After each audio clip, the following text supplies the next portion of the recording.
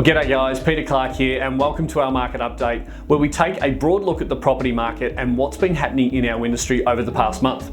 Now with the year rounding out, we've been immersing ourselves in a number of the real estate reports made available, and what we're finding hasn't been surprising, further validating the year's worth of market updates we've been providing you. And as you're all aware, the supply is low, the demand is high, and so are property prices. And as a result, there are challenges to entering the market for first home buyers and/or investors. Now this month, we've pulled out some of the information from those reports and thought we'd summarise it all for you. But by all means, if you find yourself wanting more information, just reach out to our team and they'll be happy to share more information with you. Now, as we've been reporting, property prices have been growing.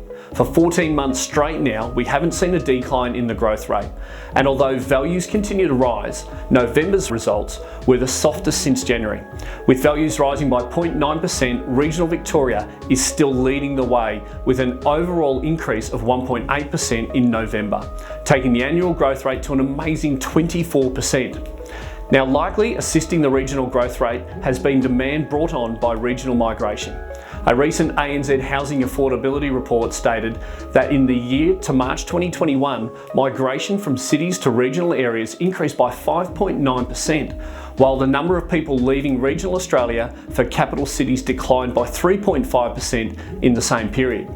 The combination of more people arriving in regional Australia and fewer people leaving for the cities has created additional demand for housing, pushing the number of homes available to buy and rent to extreme lows.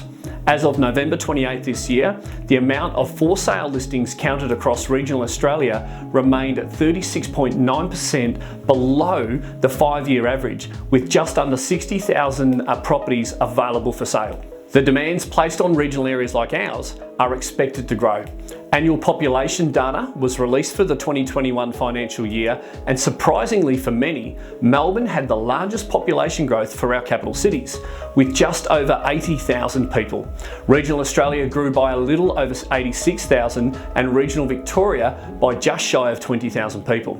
Rising house prices is great news for some, particularly our investors, but it creates a challenge for others.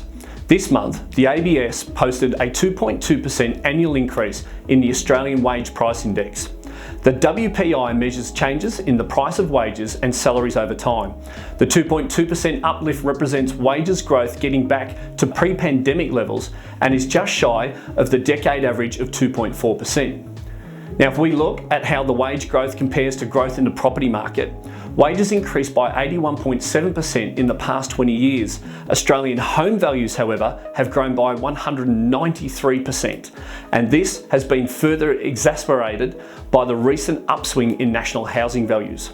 So why is this data important? In the year to October, a 20% deposit on the median Australian dwelling value has increased by approximately $25,000 to a total of $137,500. With wages increasing just by 2.2% in the year to September, it is difficult for household savings to keep up with this kind of increase. And as a result, this tends to lead to less demand from first home buyers through such markets of rapid property price growth. Another fact that we're expected to see impact the housing availability and affordability is the reopening of international borders, where it is expected that many will move back to Australia, further increasing the demand on property in Australia.